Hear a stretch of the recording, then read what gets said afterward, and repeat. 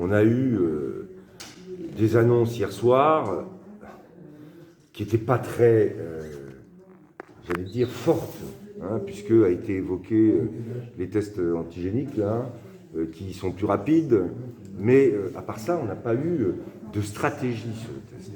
Et c'est bien en testant les personnes positives et en isolant ces personnes qu'on peut casser la circulation du virus. C'est quand même comme ça que ça se passe.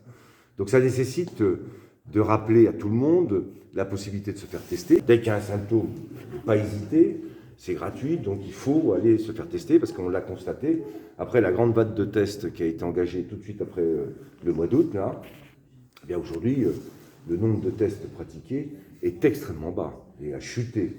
Alors je comprends un peu, c'est-à-dire qu'au début, tout le monde veut se faire tester, et puis il y a un moment où la file d'attente étant longue, les délais de résultats pour avoir les résultats étant longs, tout le monde a dû se dire, bon, ben, on va éviter. Donc il faut penser, quand on est en particulier, qu'on a eu des contacts, qu'on va assez régulièrement boire un petit verre dans un bar ou au restaurant, il faut penser à se faire tester. Donc ça le rappelle et ça donne des lieux sur lesquels les tests sont possibles. Et ça, je pense que c'est très important de le rappeler.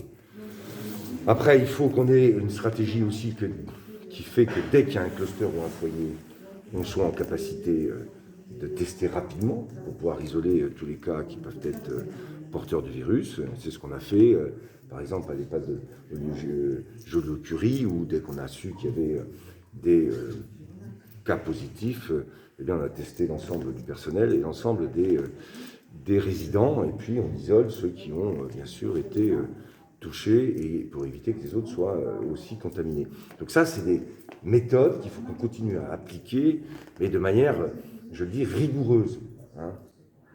Et ça, je souhaitais le rappeler dans ce document qu'on va envoyer à tous les bars et tous les restaurants.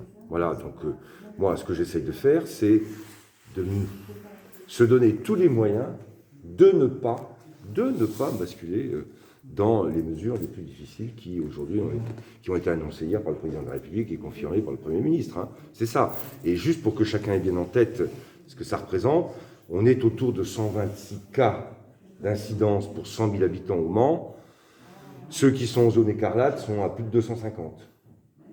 Mais si on ne fait rien, ça peut très vite se déraper. Donc il faut qu'on soit tous sérieux et tous organisés et tous avec cette idée qu'il faut qu'on fasse avec ce virus et il faut qu'on fasse avec l'idée qu'on se prive le moins possible.